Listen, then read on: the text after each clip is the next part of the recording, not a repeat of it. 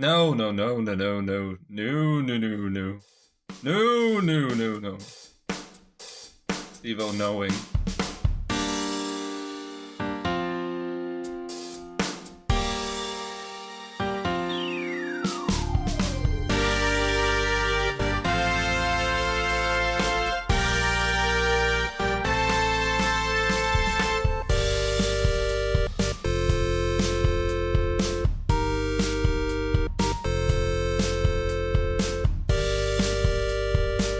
And welcome to part one of a very special E3 2018 conference episode of Rather Be Playing, the podcast where we talk about how we'd rather be playing games than being a fan of the Las Vegas Golden Knights hockey club.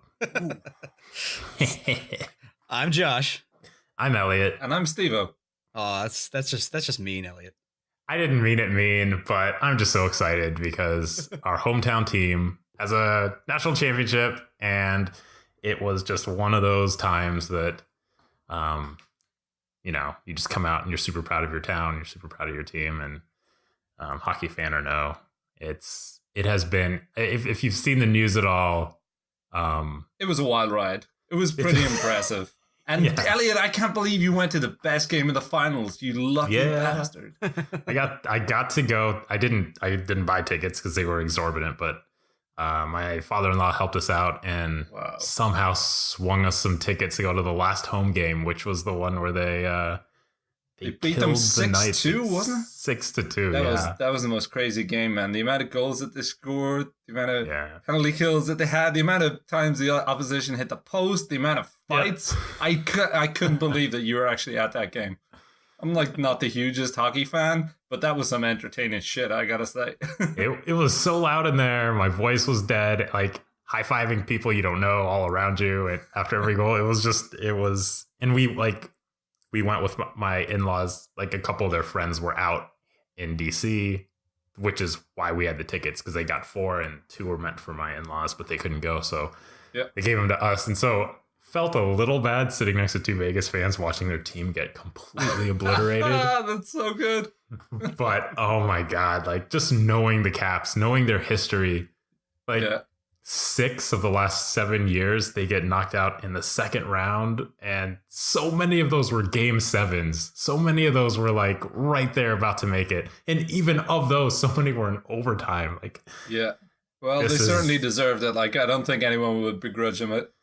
I love the support. I think in general, the world is happy about this, and it's been, well, America is. Nobody else cares about ice hockey. Nobody else cares about ice hockey. I saw the pics afterwards of Ovi holding the Stanley Cup up at Nat Stadium and all that. Yep. That man is a bender like no other. Yeah. There's photos of him in every bar in the DC metro area, just getting boozed out of his mind. He was in Clarendon. He was in he was swimming through the Georgetown. He was all over the shop.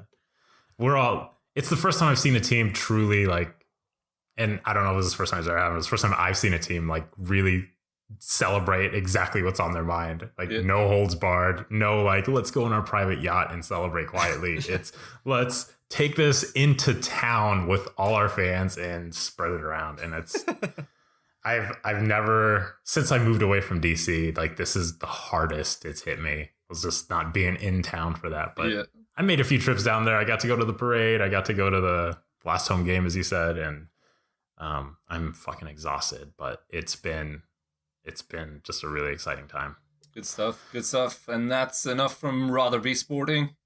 Yeah, actually, we're going to go straight into talking about Madden 19. This is the sports episode. I don't think anything else is really going on in the video game world. This is about it, right? Nothing at all. But there was this little thing called E3, but I don't think anybody really cares too much. I've heard of that.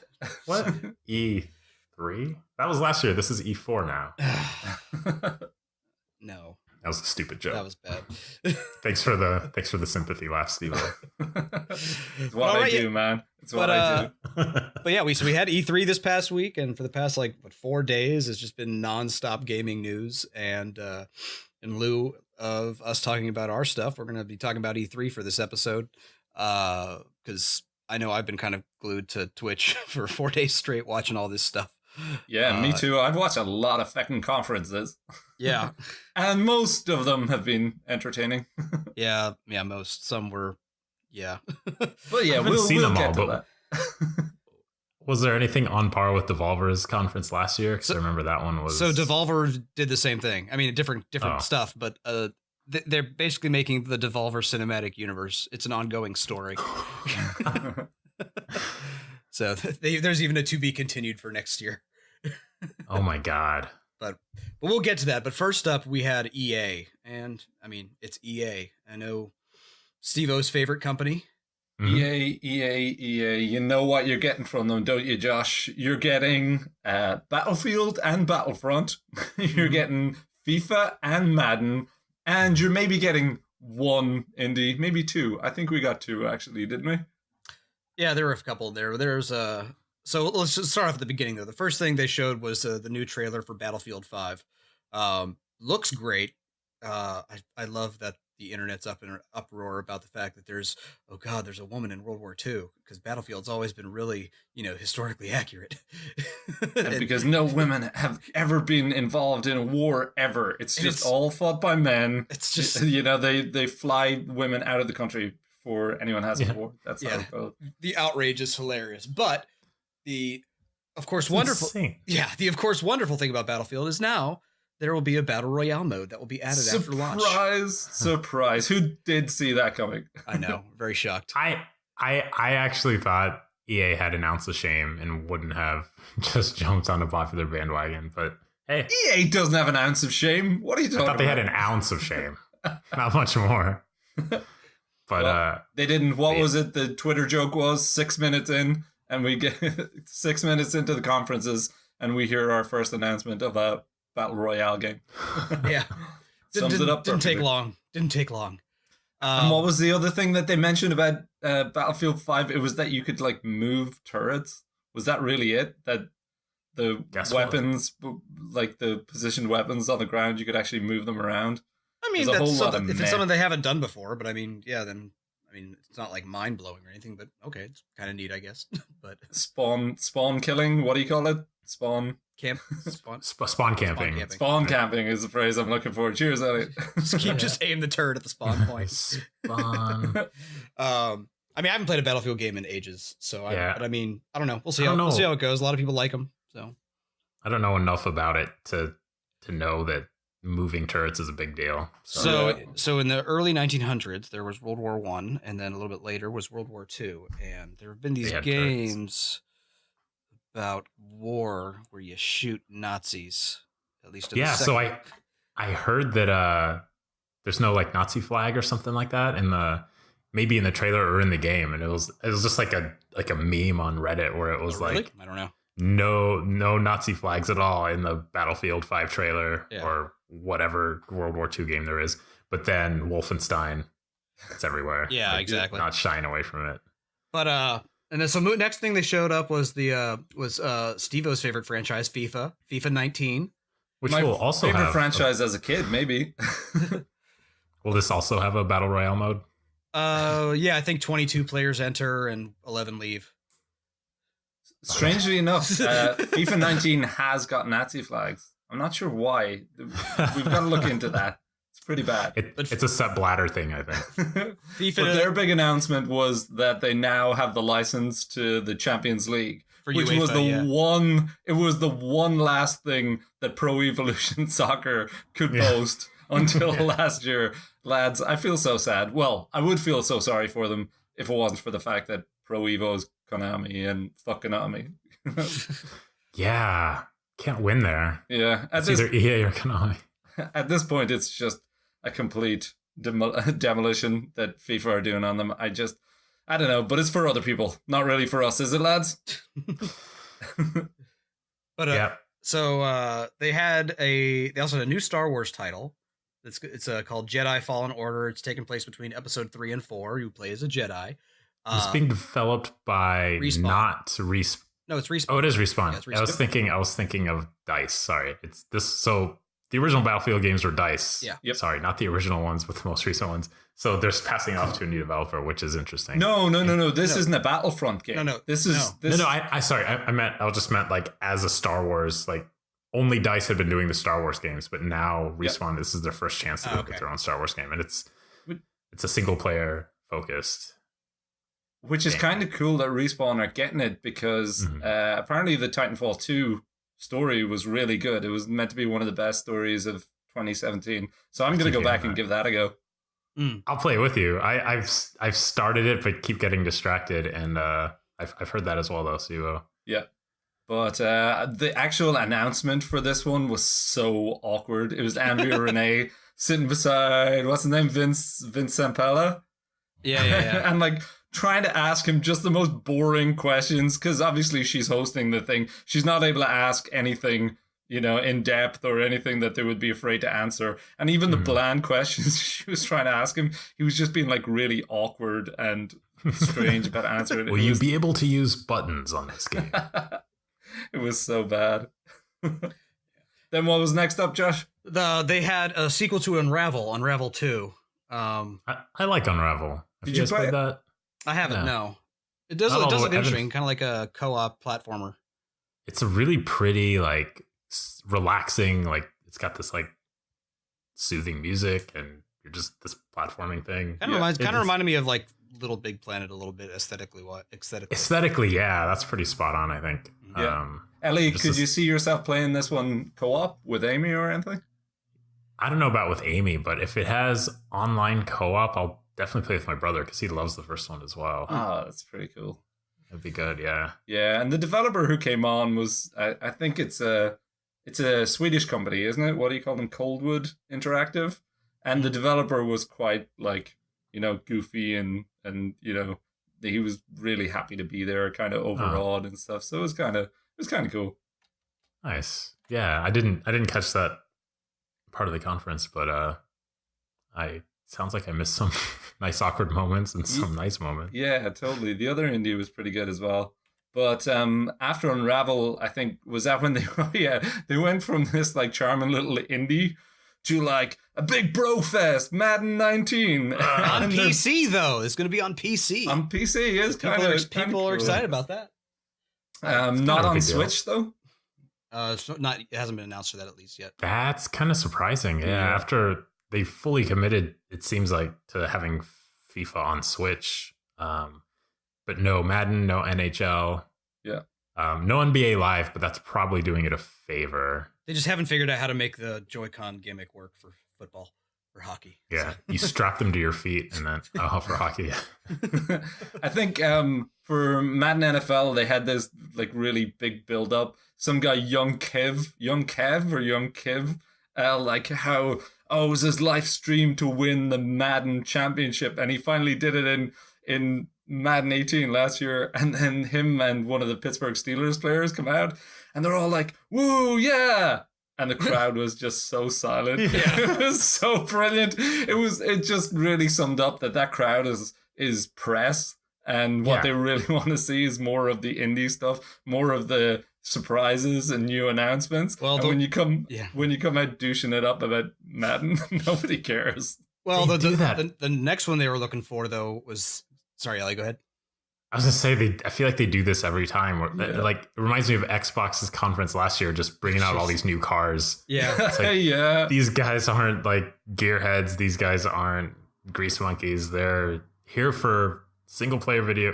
Sorry, I didn't mean to say single player videos, but they're here for video games. They're here for something new. They're here to see what's coming out. They're here to see why they should buy your Xbox One, or why they should buy whatever. They don't care about having a Pittsburgh. Maybe some people do, but I feel like the Venn diagram with like video game journalists and sports enthusiasts, with the exception of the opening to this episode, doesn't overlap much. Yeah, I was about to say, wait, what? But after Madden, though, the big game that everybody was waiting for to hear more about from these guys was BioWare's Destiny. Sorry, wait, hold on. I'm getting an. Oh, Anthem. Sorry, it's Anthem. My bad. So BioWare's Anthem, it's got a release date launching the 22nd of February, as well as 50 million other games on that day. So man, what is with? Yeah. They showed a new trailer, and I mean, I'll be honest, if it's fun, it could be fun. It looks a lot of fun to kind of like fly around with and shooting everything in sight, but I don't know. I got burned on Destiny from these two assholes I know, and we'll see. We'll see about how Anthem goes. A lot of people seem excited. It is BioWare, but I mean, BioWare of old is different than BioWare of now.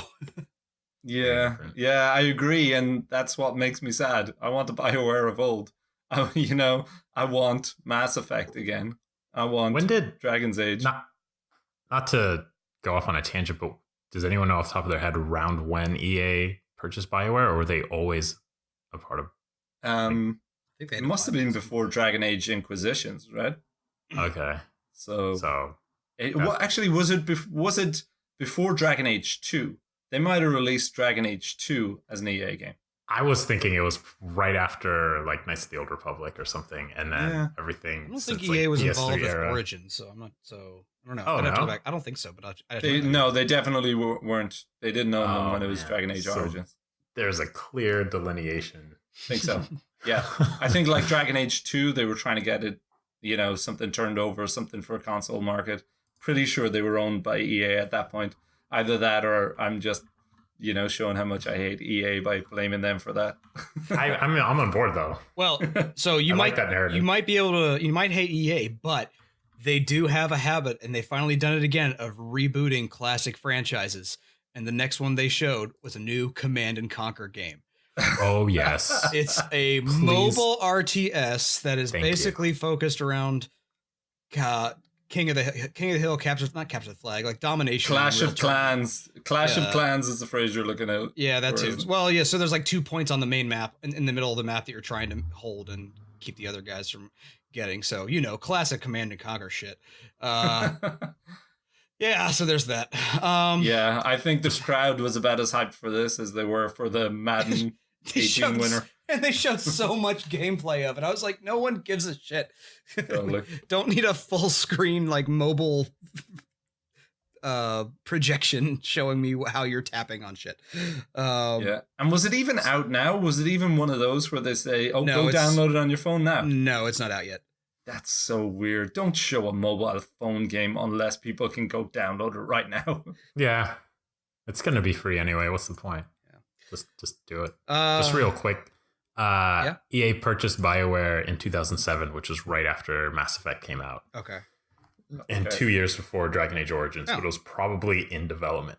Wow, it was before Origins? Fair play. Just before. I think Origins was the first like EA BioWare game. But BioWare, but Elliot's right. BioWare was probably already developing it before they were purchased or bought out. So yep. So I like that. I like that line. That's the difference here. Yeah. So the last game we've got on our list here is the last one was a Sea of Solitude. It's not the last game on our list. Last game on our for EA. Sorry, the last game we're going to talk about at E3. Yeah, is Sea of Solitude. It's an adventure game. Says it's focused on like emotions, and it's got like this cell shaded look. I'm not sure if it's like I think it has some like horror elements. They had some stuff that kind of looked like jump scares in the trailer, but does this take place after Sea of Thieves or before? Well, after the thieves have stolen everything and all you're left with is yourself, that's it. So. But it looked pretty interesting, actually. It was probably one of the highlights of the EA conference for me. I agree. It was definitely my highlight.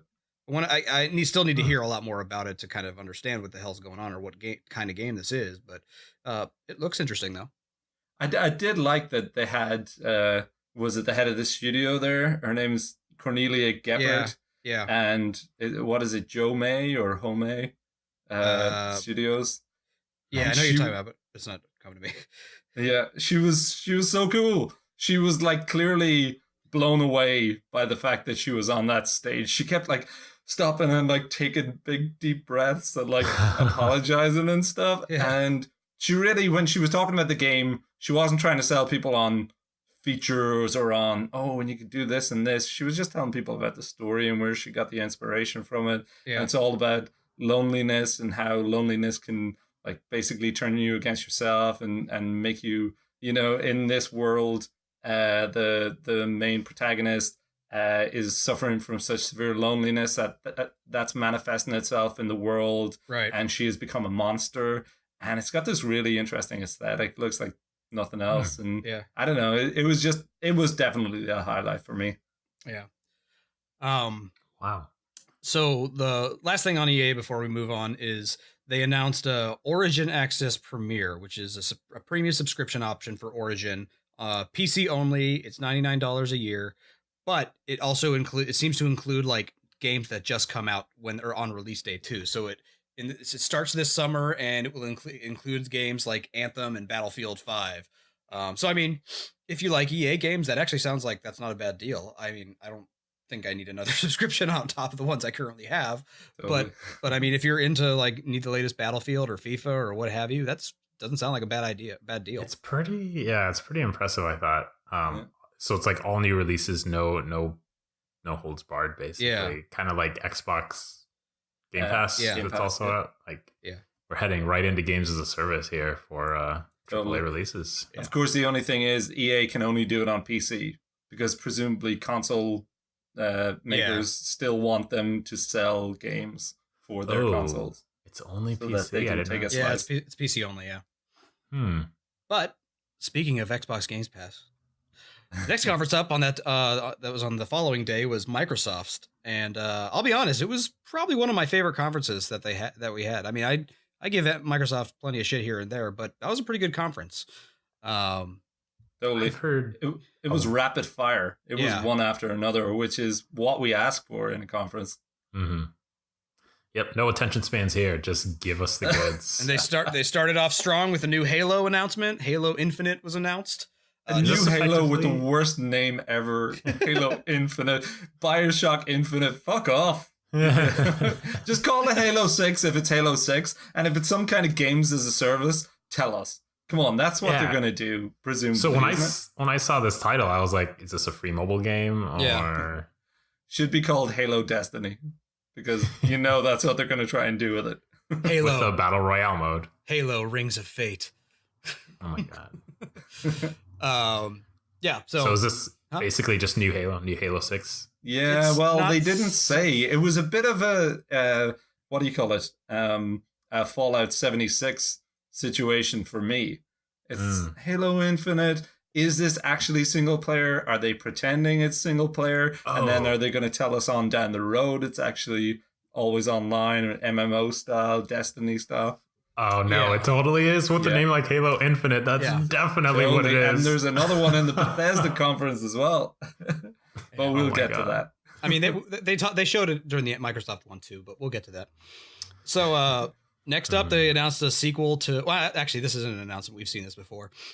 Ori and the Will of the Wisps, a sequel to Ori and the Blind Forest, the colorful art style Metroidvania about the little forest creature that's trying to save the forest, but looks fucking beautiful. Yeah, somehow more gorgeous. Beautiful than the first one, which was an outstanding looking game.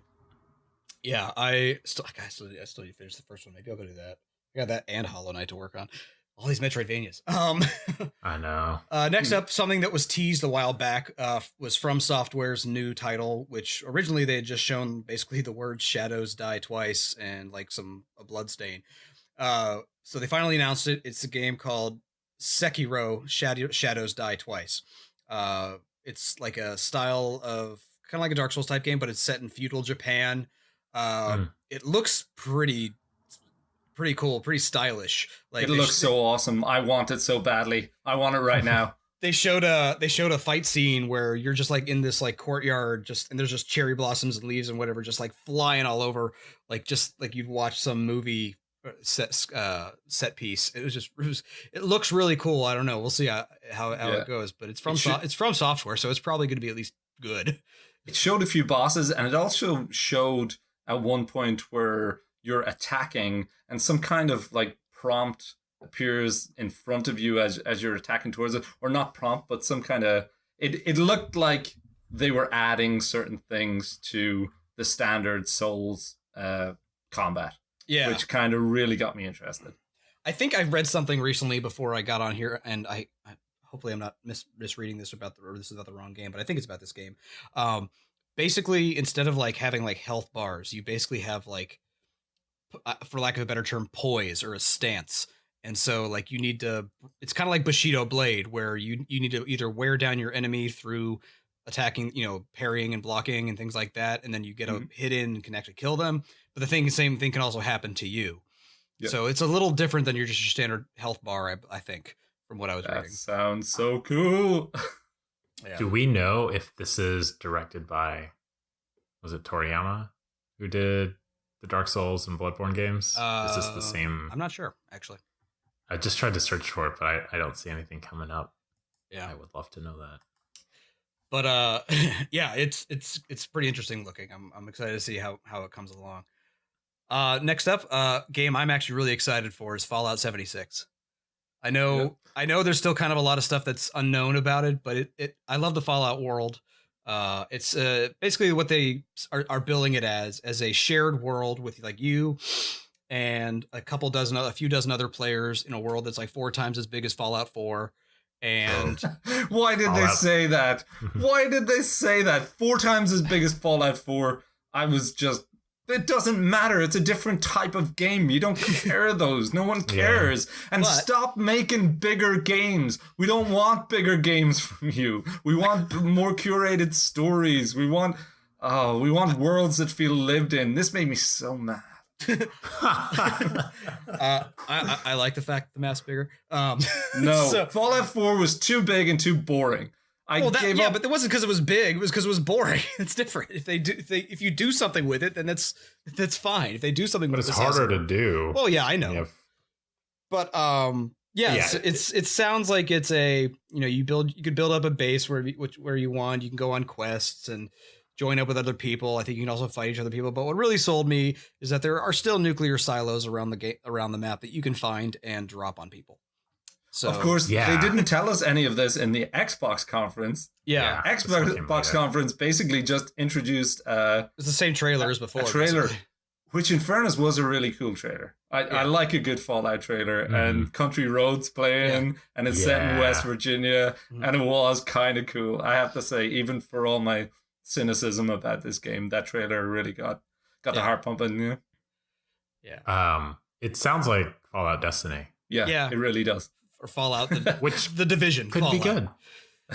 I mean, if they do certain things right, then we'll see. I mean, again, I'm excited about it, but I also am, it's Bethesda's first attempt at like a multiplayer online game like this. So it's well, they did Elder Scrolls Online.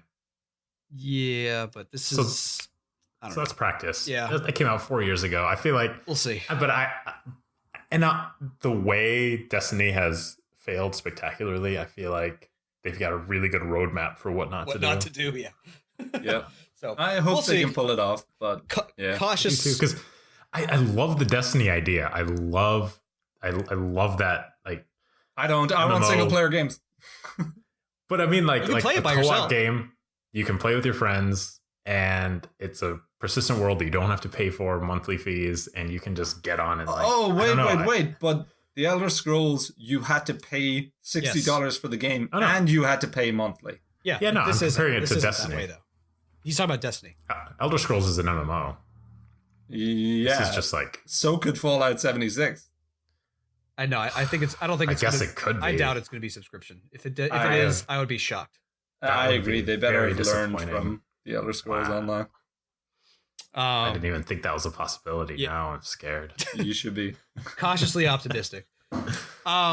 So they also announced a new game and they did this later. Well, actually, they played this trailer twice too. But Square Enix and Don't Nod, the guys who made Life of Strange, they're releasing a small title called The Awesome Adventures of Captain Spirit, which looks like it's free. It's coming on June 26th. It looks like it's you take control of like a little boy whose imagination goes nuts, and I don't know. It's good to see how that plays out. They didn't really give a whole ton of information about it, but could be good. Did you see this one, Elliot? I didn't see this one, no. But it's really charming. The trailer plays like an indie movie trailer. It's very much a mix. It's like a Wes Anderson film. Yeah, it's a little bit Wes Anderson. It's like a mix of Little Miss Sunshine and Life is Strange. It looked really fun, and I think it's free as well. Yeah, it's free. No reason not to check it out. And this idea that the worlds that you're going to be inhabiting are conjured up by the kid's imagination means that they could potentially add in a load of different little gameplay elements that they couldn't have worked into the Life is Strange world directly. Yeah. Oh, that's where I heard that name. Don't nod. Yeah. It's Life is Strange, right? Yep. Gotcha. Next up was Terry Crews Simulator. I mean, Crackdown 3. Yeah. The game that people had thought had been vaporware for a long time. I mean, it's Crackdown. It's a lot of jumping around, shooting people in the middle of a city. So Yeah. I don't know. Fun. I didn't get a chance to play the original Crackdown, but I know a lot of people enjoyed it. It was a lot of fun, apparently. Yeah. Fun fact, when I was quickly reviewing last year's E3 episode, we were hyped about Crackdown 3. Oh, we were. That gives you an idea of. I remember its state. saying, I hope we get more Terry Crews. And you know what? They did double down on Terry Crews. Yeah, they The only did. problem is they showed a trailer that doubled down on Terry Crews and didn't show any kind of gameplay, didn't show anything interesting, didn't give you any reason to actually... What do you mean gameplay? They just showed the character like jumping around in game, basically. But it all looked so bland, didn't it? Didn't it all look so soulless and Kind of. I think people pointless? kind of, but I think people are just looking forward to picking up the jump upgrades and just bouncing around a city. Yeah. Well, again, I never want a game to be bad. I would love it to be good, but with the amount of delays and that's what they're showing now, it didn't inspire much confidence in me. Yeah. And I feel like we're past that, but I feel like and maybe I'm missing something like obvious that is coming out that I'm excited about, but like the idea of an open world where you're like this badass superhero, basically, like Crackdown, Infamous, Prototype, like those all came out. Spider-Man? So Spider-Man's not a badass though. And I don't know how open world it'll be. He's plucky. Is it pretty open world? It's probably pretty. Yeah, I think it is. I mean, I'm sure there's. Yeah, I compare it to Batman, which is sort of open world but sort of contained. But yeah, that's a good point. Maybe Spider-Man's the counterpoint to this. But it felt like 2009 when those games were coming out one after the other, and that's when Crackdown came out. And it's like now we're almost 10 years later, and it's like, Yeah. I don't know. It's got to have some good content. Yeah. So the next one, oh god, it's so pretty. I'm looking forward to this one. Metro Exodus. Yeah. I still haven't played Last Light. I have it. I need to go through it. But 2033 was a fantastic game, and Metro Exodus looks amazing. It's so pretty. It does. It looks beautiful. The idea of riding into this dystopian wasteland on a train in the middle of Russia, it looks so cool. And there is actually other people out there. You're not just going to be interacting with the crazy kind of, what are they, vampire creatures or something? Something like that, yeah. Yeah. So and this is all we've had previously were like Metro remasters from like the PS3 games, and those looked really good already. And this one's built from the ground up, and it's exciting to see. Have you guys played either of them? No, I haven't. I've played the first couple of levels of Metro 2033, and I'm definitely going to go back and play it. No more excuses. I'm going to play through both of them. It's almost like survival horror. I mean, you got limited resources, you got things jumping out at you, but it's a lot of fun. I liked it. Next we had the first of the many trailers for the exact same fucking game, and the same trailer that they showed like 8 times throughout E3 for Kingdom Hearts 3. Don't be so hard on it. It looks so good. It does. You think so? So good, yeah. It looks like you're playing Toy Story. Like the transitions from battle to like a cinematics to wandering around, and then the combat itself being so fucking fluid. The last like full numbered Kingdom Hearts game we had was PS2. And you would forgive them for just making that a little bit better, but it feels like you went from Kingdom Hearts 2 to Kingdom Hearts 6. You wouldn't forgive them for making that a little bit better when that was like 14 years ago or something. When was that? That's all I was expecting. That's all I came in for. It was just like a more like polished Kingdom Hearts experience. But it really looks like a current gen, next gen, like smooth, polished game. And well, this is the first thing that I have ever seen of Kingdom Hearts. I've only ever heard people talking about Kingdom Hearts, and it is the weirdest, melodramatic, like verging on creepy weirdness I've ever seen in my life. Just ignore the story. It doesn't make sense. Yeah, so that's a very important rule: is you don't bother with the story. It's so weird. And like, it's not really there.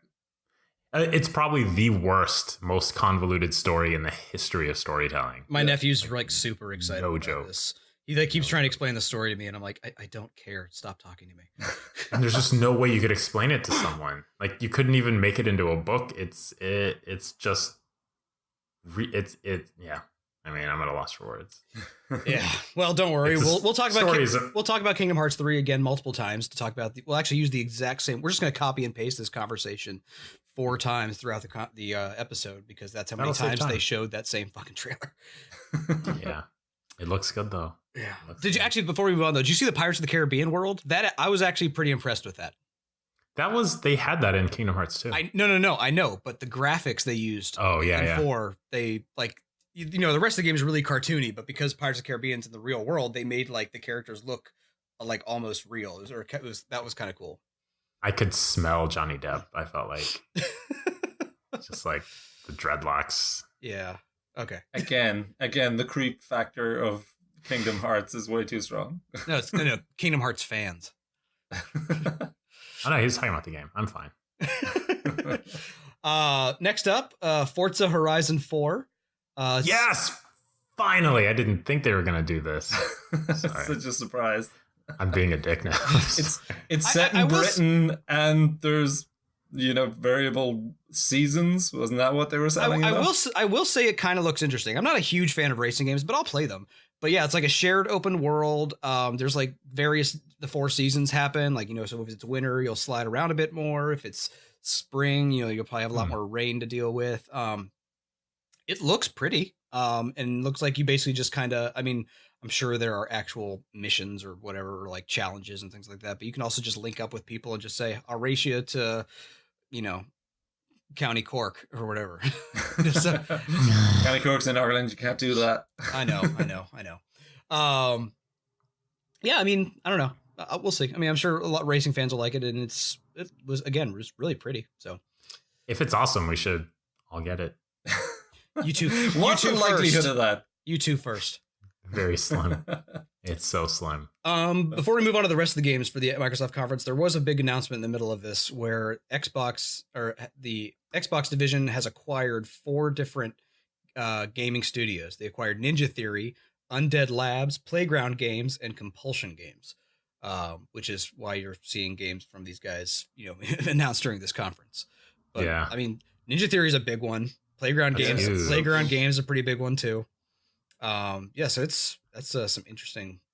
Yeah, Ninja Theory was like second party Sony for a while, but maybe they never were, because they did like the Heavenly Sword, which is a PS3 launch game, and they did Senua and Odyssey. What did you call that one? Odyssey Enslaved Odyssey to the West. That's sorry. Odyssey Slaves. Odyssey. Yes, see. But was that one only on PlayStation, or did that come out on Xbox as well? That was everywhere. Yeah, that was PS3, PC. Yeah. Well, this might have been the most interesting announcement of the show for me. It's really good. It's huge. Xbox cancelled a lot of games that were meant to be coming out. It seemed like a lot of their development houses were tanking or were going to be shut down, and it's good to see that they are doubling down on buying a few places and like building games again. This is what we want to see them do. And Ninja Theory in particular, after Hellblade: Senua's Sacrifice, can't wait to see what they come up with. Yeah, no, it's definitely a good get. Yeah, I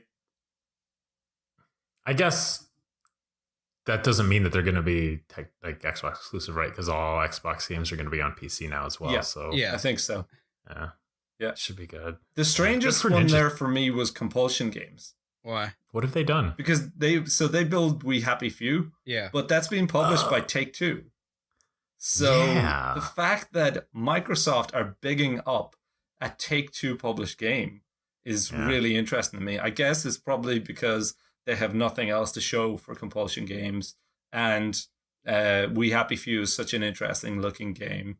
Aesthetically, it's something that will like make eyes pop, regardless of whether they're actually going to make money off it or not. Yeah. I wonder how Take-Two fits into that. Yeah, it's a bit of a strange one. Yeah. I guess they just published that game and that's it. Yeah. I guess so. Yeah. I mean, they probably can't, get out of current contracts, so they probably have to do what they're already contracted to do, and then later on, it's just for future games. Yep. Yeah, that's interesting. They didn't discuss it, I guess, what this means for No.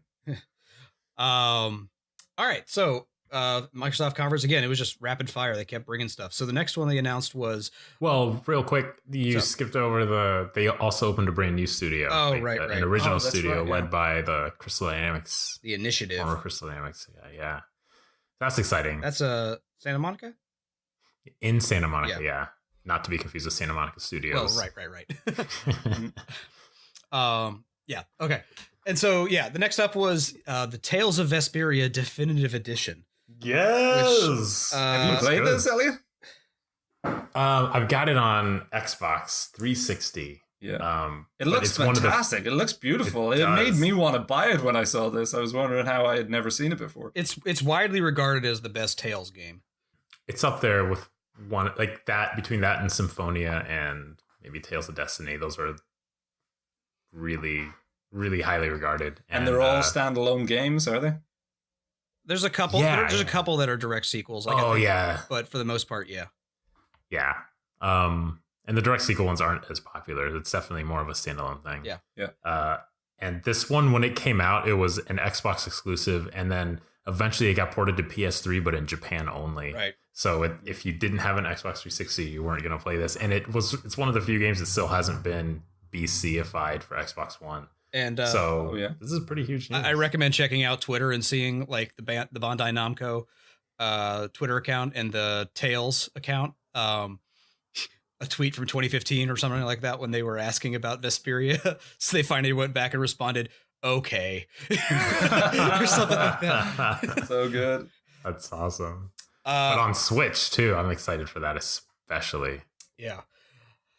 Next up, the sequel to The Division 2. This one's taking place in Washington, D.C. They had more of it. They did the same thing as they did when they announced The Division, which is they had the really, really, really bad party chat going on. Oh, God, it's so bad. It's so bad. It's always so bad. They had that one moment where it sounded real when they were like, oh, man, you need to level up. Like, you're lagging way behind, basically. As if, because that's what people talk about a lot when someone can't play for a few weeks and then is jumping back in with their friends. But it's also fake and cringe-inducing. It was terrible. All right, hold on. I'm about to... don't aggro that guy. Okay. All right, I'm going in behind him. All right, let's go save the Capitol. Just like... Let's go save our nation's capital. Yeah. It's kind of cool that it is in DC, though. This makes me want to at least play the beta just to check out the world, see what it looks like. Go by your office. Yeah, totally. It looks gritty and interesting, and but again, it's more of The Division, and we would just all buy it, and Josh would be left playing it on his own. I mean, I enjoyed what I played of that like free trial or whatever they did for The Division 1, where you could get to like level 8 or whatever it was. Yeah, I enjoyed that. Fun. Not enough to go out and buy it, obviously, but if they learn some of the lessons that they learned from the first Division and apply it to Division 2. And Destiny. Yeah. Then maybe, we'll see. The weird thing is they don't seem to learn that bullet sponges aren't fun. The fun thing about Destiny is you get a headshot, a guy goes down. That's so good. Fun. That's satisfying. The bullet sponges in the Division. There's still bullet sponges in Destiny. They still have HP. I know, but at least they headshots. have context. They're like big, giant, enemies and things. These are everyone you're fighting in The Division is a human. And they're just like you're peppering them with bullets for an hour and a half. Makes no sense.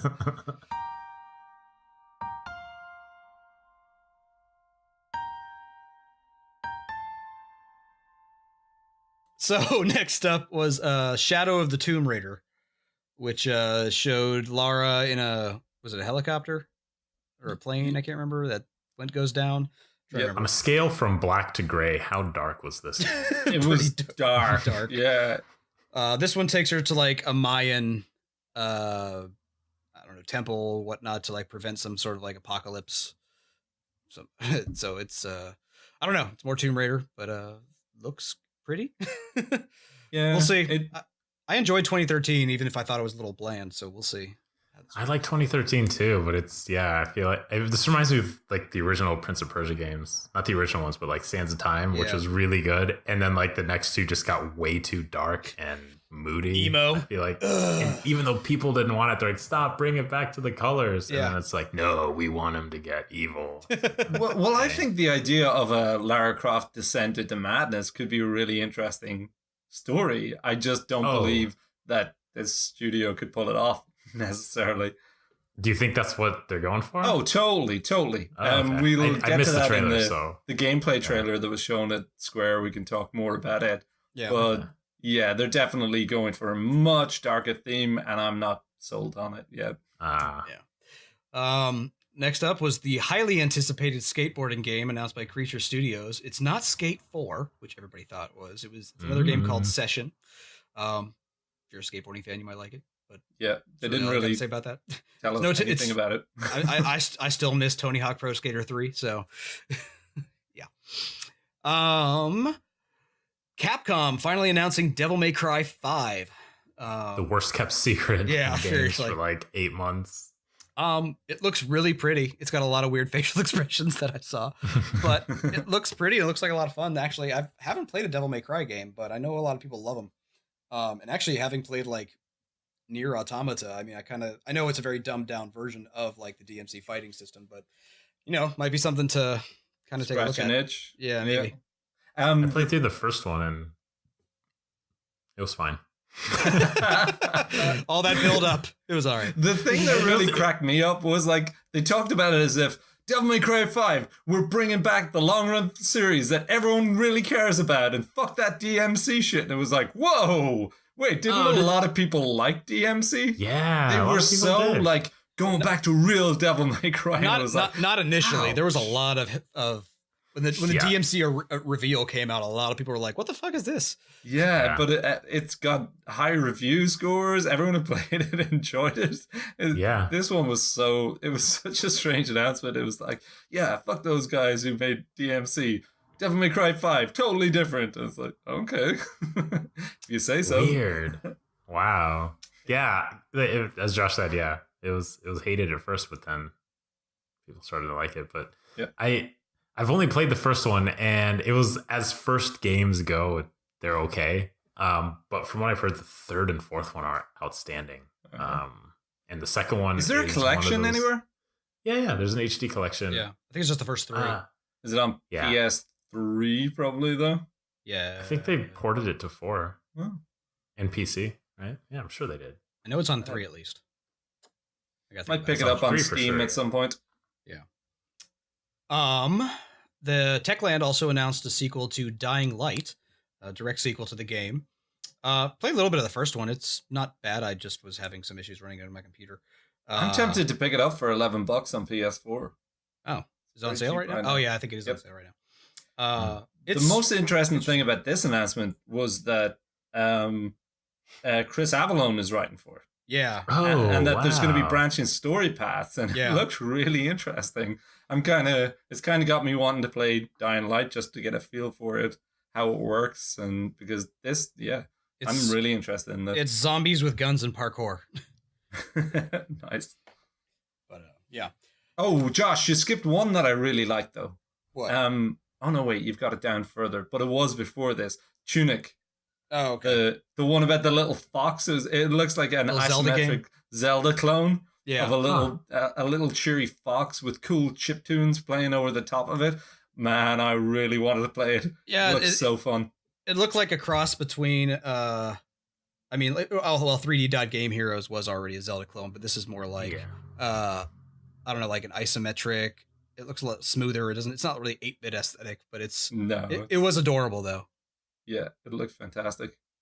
So Josh, what's Jump Force? I couldn't understand what was going on. Jump Force is from all the anime or manga from Shonen Jump, which is a company that distributes that stuff in Japan.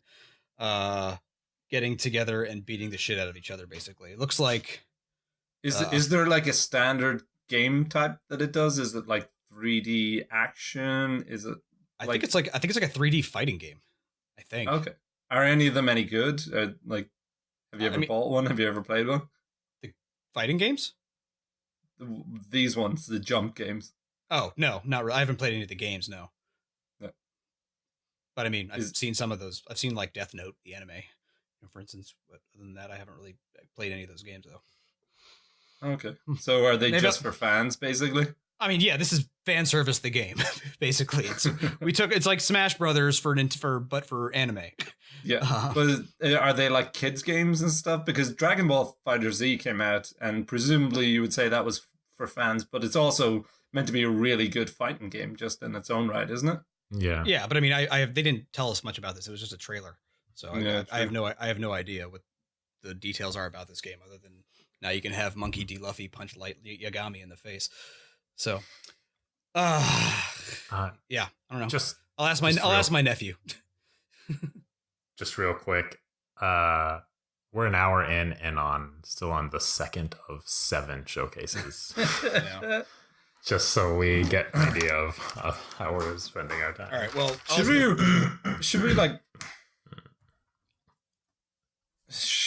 we post half of them and then should we do this in Bethesda and post this and then tomorrow evening record like Ubisoft, Sony, and Nintendo? Second episode. That might be the way to go. Yeah, we can do that, I guess. 2 parts.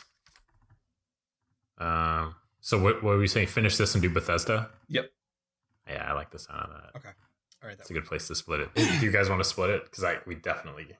Yeah, that's fine. We need to get this up. I need to get this up today, to. And then the second one we could just do a stealth release tomorrow or something. E3 part 2.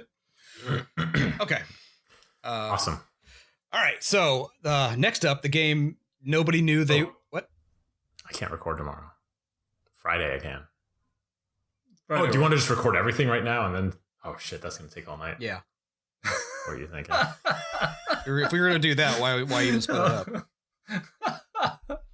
Just so that you don't have a 4-hour long episode. Oh, right. No, that wasn't what I was worried about at all. Okay, so just okay. I thought you were running out of time. I thought you had to get going. Amy just got home, but I'm still okay right now. I told her I was going to be recording. I have not been summoned yet. All right, let's try and do Bethesda now, and then we'll work out the time for the next one. See where we're at after that. Yeah. Okay. So the next up was a game that everybody kind of wanted, but nobody had a hope of it ever coming to fruition. A new Battletoads game. Oh my god! Oh my god! What the hell? It'll only work if it's impossible, right? Well, the beginning of the trailer was a speeder bike crashing into a cement block. So I'm assuming they're going back to their roots there at least, but we'll see. So many jokes over my head. I guess I'll just wait for that one to come out. Yeah, see about that one. I want that. So that's one game that's never been re-released, has it? It never came out on Virtual Console. It never came out on like any of the classic collections that have been out. And I think there's a little bit of it on the Rage 20-year thing, isn't there? Oh, is there? I think so. Did they release a whole game on it? I don't remember. What was that called? Know. The Rage Collection? Rage Collection? I have no idea. I don't think I've even heard of that. Yeah, what are you talking about? I'm going to find this for you. Isn't it Rage who makes it? I don't know what you're talking about. Who made Battletoads? The original Battletoads was, I don't know, Sega? No, was it Tecmo? It wasn't Sega. Was it Tecmo, was it? No, it was... It was one of those old companies, though. The Rare Collection. That's right. The Rare Collection. Lads. So I close. Was one letter Rare off. and Rage. Wow. Okay, so was it on the Rare Collection? Rare Replay. That's what it was called. Do you remember Rare Replay came out on Xbox One? I remember Rare Replay. I don't remember the Rage Collection. I feel like this... Rage is only one game. I mean, they did it on this Rage it's got Battletoads Arcade on it, 1994. Okay. Published by Trade West originally. That's not Tecmo. Developer was Rare. Oh wait, my God! How did I never know that? It's got Battletoads from 1991, and Battletoads Arcade from 1994. Gotcha. That's pre-Nintendo Rare. So give me shit all you like about my fuck up, but come on, lads, I was totally right.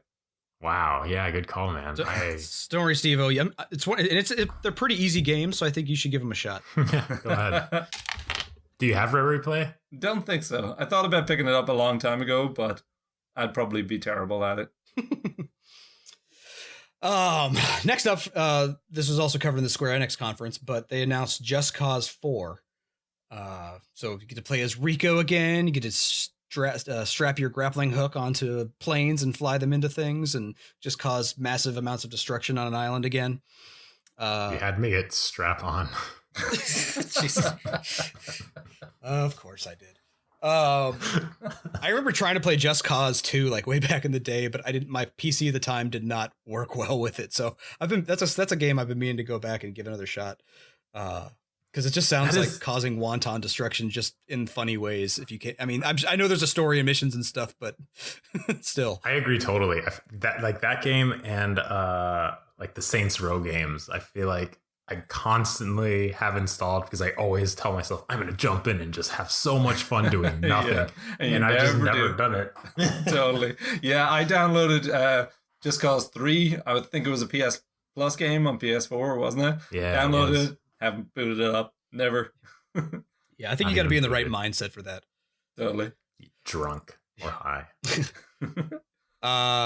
So the next big one was actually a series of games. The Coalition announced several Gears of War games. So the first thing they teased it with was they had a gear symbol, and then they like exploded it, and then they had pop. What is it? Funko Pop? Funko Pop, yeah. Yeah, jump out, and I thought it was complete, like, so they weren't going to show you an actual Gears game. Yeah. But they got past the Funko stuff. Well, they're releasing a Funko game. It's like a mobile game that's like a crossover between Gears and Funko. What is Funko? I don't think I've ever played these little dolls that... Yeah, they look pretty stupid. Are they just like dolls that are sold in Japan then, or what? No, you can get them all over here. What are you talking about? Go to a GameStop. You'll see a whole row of them. Yeah. A whole wall of them. Are they from a game series, or were they like a toy first and then they started making games? They're just all sorts of different fandoms. Like you can get Stranger Things Funko Pops, you can get Final Fantasy Funko Pops, you can get, Oh, so it's not a game. It's just that they're selling to. Oh, yeah. Sorry. Okay, I'm an idiot. No, I thought the same thing. I wasn't sure until you said that, Josh. Oh, yeah. So then the next thing that they released was. Or sorry, not that they released, but that they announced was Gears of War Tactics. Yeah. Which I have to be honest, looking from the couple of clips that they showed, looked really, really cool. Is it like XCOM? Yeah, totally like XCOM with a Gears vibe. It just felt like it would control completely different. I can't remember what it was that they were doing during the demo that it just felt like, oh, that could work really well. Huh. Did you get that feeling, Josh? Or were you just like, meh, Gears, who cares? I mean, I've never really been a huge fan of Gears, but I do like tactical RPGs type games. So yeah, it's maybe we'll see. I don't know. I don't have an Xbox One right now, so if it's on PC, then we'll see. It sounds like a good mix, like that aesthetic and that world, making it into XCOM fighting aliens, which is what XCOM already is. Yeah. Yep. So you got Gears, XCOM, and Mario and Rabbids now. The big one. Yeah, of course, Xbox, we're going to jump on the bandwagon. Yeah. But they did also announce a proper Gears. They just called it Gears 5. They didn't even call it Gears of War, probably because GOW is mixed with like a million franchise abbreviations now. That never occurred to me, but yeah, bam, you're spot on. But is it, so what's the Coalition? Am I missing That's who makes it. It's not done by Epic anymore? Nope. Oh, okay. I can look it up really quick, but I thought they're all doing Fortnite now. Like, fuck that. Yep. We found our gravy train. What was it? They were Black Tusk, and then they were the Coalition. Was it like split off from? Well, it's a subsidiary. It's a subsidiary of Microsoft. It was Zipline Studios for a while, and then when Microsoft acquired Gears of War back in 2014, and the Black Tusk was to take on the development of Futures Games, and then Black Tusk got renamed into the Coalition. Yeah. Yep. So but the Gears 5 looked great though. Like. Yeah, really expressive looking characters. They showed off some of how the motion capture was working. Yep. It looks like it's a little open world or maybe like a hub world type thing. Yep. Whereas the previous Gears Wars were pretty linear, but this one there's like a skiff. You can like float or travel on like this giant frozen lake, and I assume it's probably some sort of like hub world, but I don't know. Could be interesting. Yep. Female protagonist. Well, one of them, I think. Yeah. Well, I guess because you played in Paris, don't you? Yeah. Really cheesy, like summer blockbuster aesthetic. A little douchey, kind of Fast and the Furious with guns, but it looked like it could be fun. Yeah. So, 2 more left under the Microsoft one. I'm going to jump ahead really quick here. The next one I know Ellie is really stoked for. Cuphead DLC, The Delicious Last Course. It's announced coming next year. It's not free, is it? They didn't say. I don't know. Would be surprised. It's going to be a whole. It's going to be a whole new island, so that's at least a third of the size of the original game.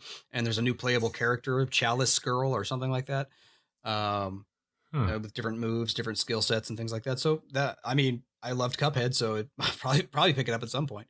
But hopefully it's good though. I mean, I don't expect it to not be, but still. Yeah, it'll be great. I only just about got out of that shit alive. I don't need any more. And so the last one we want to talk about from Microsoft is the game I was most excited for this entire E3. Cyberpunk 2077 by CD Projekt Red. So CD Projekt Red, if you don't know, are the guys that did the Witcher series, and they've been teasing this game for, I don't know what, since 2013, something like that. And they finally showed off like the first trailer for it. And it's pretty. I want it. I don't know. I want it. I'm sure it'll be great, but the trailer was just like, it seemed really bright. Yeah, it was really bright, wasn't it? I was expecting something a little grittier. Not that you need something super moody, but like when you think Cyberpunk, you think like Blade Runner, you think like Ghost in the Shell, you think like neon, but it was really bright and colorful, and not that that's bad. It was just totally not what I expected. I was reading a lot of tweets and stuff from people that were in the closed session rooms where they were showing off gameplay and things like that, and people were saying they were getting pretty decent Blade Runner vibes from it, despite the color thing. So nice. And it is open world, right? Yes, it is. I'm sure we have seen almost nothing of it. There's like 6 different districts you can travel to. You travel a lot by car. You level up and gain skills that you can use during different tech trees and classes, which you can kind of mix and match, kind of like The Witcher 3.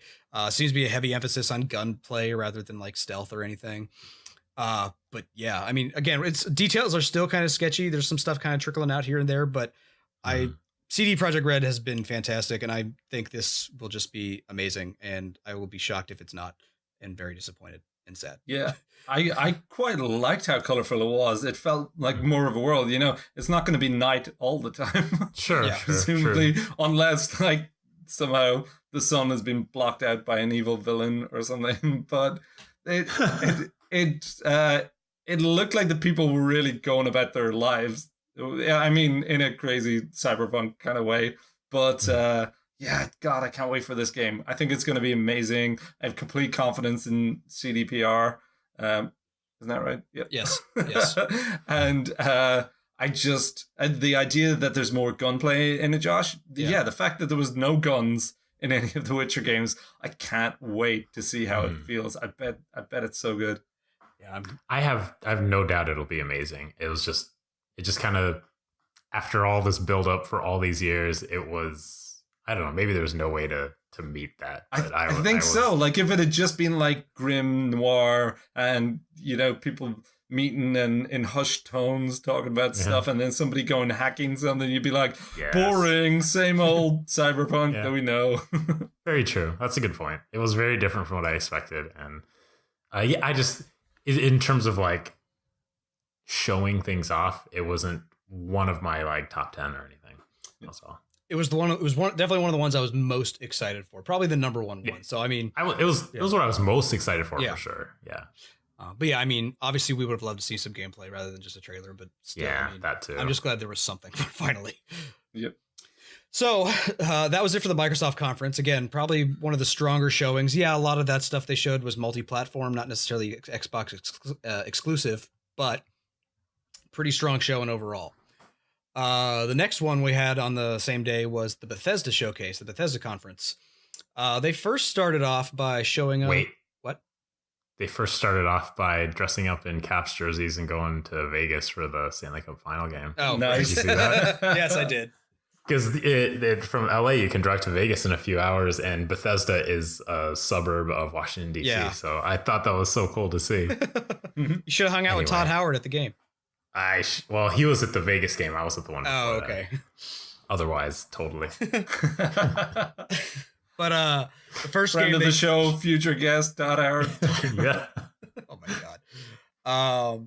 They showed off Rage 2, the sequel to the original game Rage. Gameplay demo. There's a trailer. I think it's launching in spring of next year, 2019. But they said they learned a lot of lessons from the first game. I'm hoping that means they included an ending. So is this one in the Rage collection? Yeah, it's in the Rage collection. Yeah. Go fuck yourself. Yeah. So what about Rare?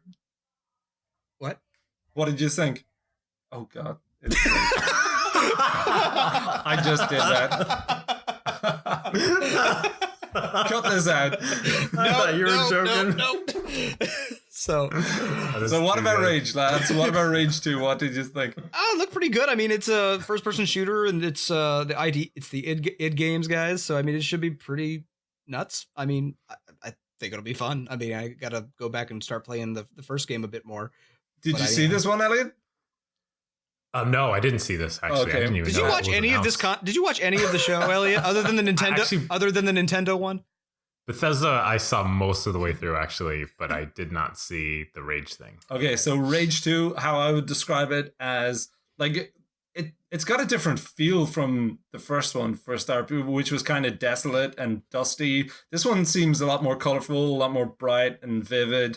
It seemed fast paced. It didn't take itself too seriously. It seemed like kind of jokey and goofy, and like all of that. They say that they've learned lessons. It seems like they've learned lessons from Borderlands, and I'm really hoping that they learned lessons from their big brother Doom, because if this has that, gameplay that's anything, near Doom, then I'm gonna enjoy it.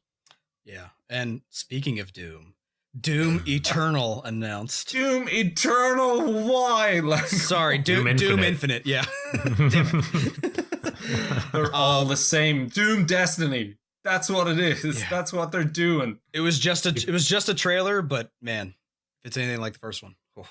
But what if it's not? What if they're doing Fallout 76 with this too? Why is it called Doom Eternal? Why is it not called Doom 2? Well, because there already is a Doom 2. There's already a Doom 2. Yeah, and they called it Doom 2. You should have just called it BFG. Lads, all I know is my, cynicism is spiking here. I'm like, I don't trust Bethesda. I'd like Fallout is first and this one's second, and we're about to get on to the next one third. Are these all turning into games as services? It'll be fine. The Doom was loved because it was a fantastic, frantic, kill everything that moves experience. They know what they're doing with that one, at least. I mean, I agree. It's called Doom Eternal. Watch this space. I think the only reason why is because you couldn't call it Doom 2 or Doom 3 because it would be more confusing. Like you just got to go by subtitles now. It'll be Doom Eternal. Next one will be like Doom Hell. Next one will be Doom Rage. The actual Doom, the actual demo looked really cool though, didn't it, Josh? So what?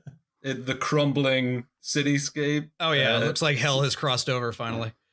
Yeah, it's gonna be a lot of fun.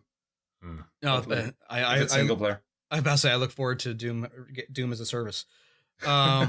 So keeping up with the constant stream, I was getting kind of concerned with the Bethesda one because it was, good games, but just like FPS after FPS after FPS. Yeah. So next up, they announced a spin-off to Wolfenstein called Wolfenstein Youngblood, which takes you don't play as BJ Blazkowicz anymore. Now you're playing as his twin daughters in the 1980s. It's a co-op game. It could be.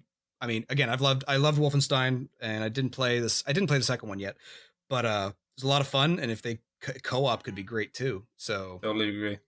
Yeah. I'm all about this co-op experience. Wolfenstein games have been so fun so far. Hang on, Steve, why isn't it called Wolfenstein 3? Oh no! Why isn't it called like Wolfenstein Infinity or Wolfenstein? Yep, they missed it. They missed the train. Wolfenstein Universe. I did love that the guy came out. I can't remember his name, unfortunately, and he was just basically like, "Yeah, I can't believe I'm saying this, but we got this long running series of basically telling Nazis to fuck off." Yeah, punching Nazis in the fucking face. This is okay. Yeah, something like that. Yeah, so good. So yeah, that's coming out in 2019. So on PC, PS4, and Xbox. Steve, what? No Switch? Not yet. No. Wolf Knights 2 came out on Switch. Not yet. Fuck you. It might eventually. Steve, you want to take the next one? Sure. The next one announced was DLC to a game that I've been playing a fuckload of, Prey. This one's called Moon Crash, and it's kind of interesting concept considering Prey was such a. Why didn't they just call it Prey 2? Considering Prey was like a straight up single player narrative experience, this one is a roguelike simulation. It's really kind of intriguing. Oh wow. Yeah, it's but I think it makes sense. There were a lot of different systems interwoven in Prey. There was everything from hacking and repairing things to guns and melee weapons, and there was alien upgrades, there were human upgrades, there was so much to work with. I can see how potentially this could potentially be a lot of fun. And the sandbox aspect, Prey as a game was very much a sandbox game anyway, but I'll get into that more the next time we hang out, I think. All right. Yeah. Next up, they're going to have, they already released Fallout Shelter for PS4 and Switch. It was originally a mobile game, and I played it. I downloaded it on Switch, but I also played it way back when it came out on mobile, and they've added quite a bit to it. Surprisingly, it's still a very much clicker game. You've got to maintain your resources. Things take time to do, so you play for like 10 minutes a day, and then wait a while and come back. But it's free and it's interesting enough, I guess. If you got time to kill, it's not a bad way to kill 10 minutes. If you didn't have all the other good games on your PlayStation 4. Well, I have it on my Switch, so I've already beaten all those other games on Switch right now. They announced the Elder Scrolls Blades, which is a mobile game, but it's also supposed to be coming to consoles and VR and PC. It's coming out this fall. It's free to play. It's basically like a very stripped down version of Elder Scrolls. It's a dungeon crawler. You basically walk around, find loot, attack with your sword, block with your shield, use some magic here and there. It's basically like if you're playing Elder Scrolls Arena again. It's not really it's not really a roguelike so much as I think they've got procedurally generated dungeons you go into. Yeah. Normally I would call this a cheap cash-in, but I just recently played Severed, and I'm wondering, could they have taken a lot of things from Severed that I really enjoyed, and could this actually be a surprisingly good mobile game? Right. Yeah, I mean, I might give it a shot. I mean, it's free to play. If my phone can run it, or if I get it on like Switch or something, give it a shot. Yep. Yeah. So, all right, we already touched on Fallout 76. So, last two. We didn't talk enough about Fallout 76. Okay, go for it. What else you want to talk about? Over it. You were going to tell us about the nukes. Fallout Destiny. I told you about the nukes. There's like nukes on nuclear silos around the map, and if you get that's what interests me is because not to interrupt, but yeah, you there's nuclear silos throughout the map, and you have to use like special keys to unlock them. And from the trailer, it looked like your party can only be 4 people, but it takes 5 keys to launch a nuke. Yeah, so I don't know if that means you have to go get someone else to play with you or like come along with, or if you can just like pick up a 5th key card or something. No, I hope that it's gonna be, you need, there's a faction here who's gonna have control of a nuke, and you need to convince a member of another faction to help you with that. Maybe. I think that's cool. Like, it makes it a lot harder to do. Yeah, it could be interesting. But one of the neat things they said though is that it's not a hardcore survival game. They called it softcore survival, where like you can't really lose progress. So like which sounds to me like, so they expanded on the base building from Fallout 4. Now you can build your base pretty much anywhere. And they haven't really gone into a whole lot of detail about what things you can build, but I assume it's things like crafting stations, buildings, I don't know, maybe that's how the radio works, is you build a radio station or something. Yeah. But it sounds to me when they say softcore survival that, like, say someone comes in and drops a nuke on my base, I feel like my little they called it the camp, the compact, and I don't know, the portable thing that you use to build your base. I feel like that saves your layout, and then you can go build it somewhere else or something, or maybe it's something along those lines.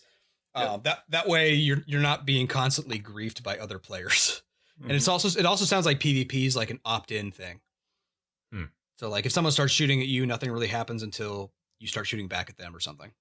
So there is PvP. Yeah, but like I was watching another like interview with the guy, and it sounds like I said, it's opt-in. Like nobody's just going to come and grief you. You have to basically join in to fight. So, but yeah, it's coming out this year too, which is kind of nuts. Yeah. And if you pre-order it, you can play in the beta, which is, I don't know, I think it's coming out in a few weeks or something. I'm not entirely sure actually. Whoa. But maybe not a few weeks, but I know it's coming out soon.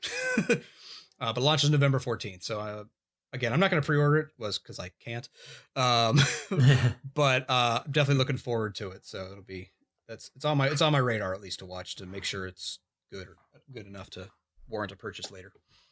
I'm definitely looking forward to it. I think it'll be, I don't know, maybe I'm just a sucker for like 4-player co-op games we can play online together that are better than Destiny. Like Monster Hunter looked really good. This looks really good. We need like a consistent fourth. Yeah, right. Monster Hunter looked like something different to me. Although, that's why I was interested by it. And that's true. This just looks like more Fallout 4 to me. Which, Elliot, did you play Fallout 4? I didn't know. Yeah, so I'm like, Speaking of a fourth, though, my brother's back in the States now. Oh, excellent. Congrats to your brother. So, yeah, he just got back yesterday or today. So maybe we can get him in. We'll see. Good call. He's got to go find a house first. Or a place to live, though. All right, so we got 2 more things left in the Bethesda conference. The next one, and they were just very like short teasers, no major information at all, but just just letting us know that they know it exists, or that it exists. First thing was The Elder Scrolls 6. No idea what province it is. Yeah, exactly. No subtitles, no information whatsoever. Just a flyover, looked pretty, but it was definitely like a CG trailer looking like thing. So I guess at least we know that's their next big project, is The Elder Scrolls 6. This is the cheapest form of fan service I've ever seen. Just saying The Elder Scrolls 6. That's it. Come on. Everyone said this was a good thing. I was waiting for it to rewind and it to say Elder Scrolls 3 remastered, but no. Really like that. You have to play Elder Scrolls Online for that, buddy. I know. And so this is what Jeremy Soul's been working on instead of the fucking Kickstarter that I paid him for. Apparently. Fucking, come on, man. Come on. I can't even say it looks good. It was just a very brief trailer with his music playing on the background and Elliot seething in the corner. I'm just like, what the hell? You didn't need my money. You're getting paid quite well. Yeah. But the last announcement Bethesda had is a new franchise, a new IP, single player RPG. This one is going to be sci-fi, called Starfield. Again, it was just like a fade out of like the sun coming around the side of a planet, and and then the logo. So nothing really big coming out, but they're saying it's a next gen game. So we're probably not going to be seeing. They did say that Starfield is in a more playable state right now than Elder Scrolls 6. So seems like they've been working on this for a bit now, but it's just no timeline, nothing. So we'll see how that goes. They were both described as next gen games, Elder Scrolls 6 and Starfield. Okay. Yeah. So I don't know. It probably means PS5, maybe cross platform. Yeah. Or I'm really excited by this one. A new IP, and Bethesda does great things. I know I'm a little bit cynical about all these games. You've been spending time going Doom Eternal games as a service, but I'm just saying, I love Prey, I love the Dishonored, I love the stuff that Machine Games does. It's a little disappointed by Fallout 4. I really was. Maybe I'll give it another go. But a new IP is exactly what they need right now. It's always Elder Scrolls. It's always Fallout. I want to see something different. Well, it's their first original IP that's made by Bethesda in 25 years, something like that. It's been a long ass time. So yeah. So come on, don't get on my back. Doom Eternal. Yeah. So Rather, go ahead. that should be episode title. Rather be playing Eternal. There you go. So we still have a lot to cover as far as E3 goes, but we're going way long here, right about an hour, an hour, a little over something. So we're going to split this up into two, and we're going to release the next episode a couple days later, where we cover in the rest of the conferences and the games that were shown off, because we want to make sure we give every game, well, most of the games that were shown their due, so we could talk about them, and because there's still quite a bit to cover. We got Nintendo, Ubisoft, PlayStation, Devolver, PC gaming, a bunch of other stuff to go through. So, Elliot, take us away. Yeah, it was an action-packed show. So, but I think the best parts are ahead. Thanks, Josh. In the meantime, you can check us out at our website, ratherbecast.com. You can follow us on Twitter at RBPcast is you'll get our updates on there, or you can chat with us at RBP Josh, at RBP Elliot, at RBP Stevo. Shoot us a letter to have us read on a future episode at questions@ratherbecast.com. We also sometimes play video games, and sometimes we stream those video games on twitch.tv/ratherbyplaying, and you'll see the video on demand and every podcast episode as well on YouTube. Please just find our podcast anywhere podcasts are found: Apple Podcasts, Google, Android, Stitcher, and give us a like, give us a preferably high rating, and give us a review, and tell your friends. Anything you can do helps us out immensely. Yeah, definitely. We have no ads except for on our website, which again are tiny and just kind of there. Just help us out. So I hope you enjoyed part one of the E3 of our E3 coverage, and then we'll get back in a couple days where Elliot will perform his largest fangirl screaming when we get to Nintendo. Woo-hoo. Oh yeah. So, all right, we'll see you guys in a few days. Take care. Thanks a lot, guys. Cheers, everybody. Bye now. Bye.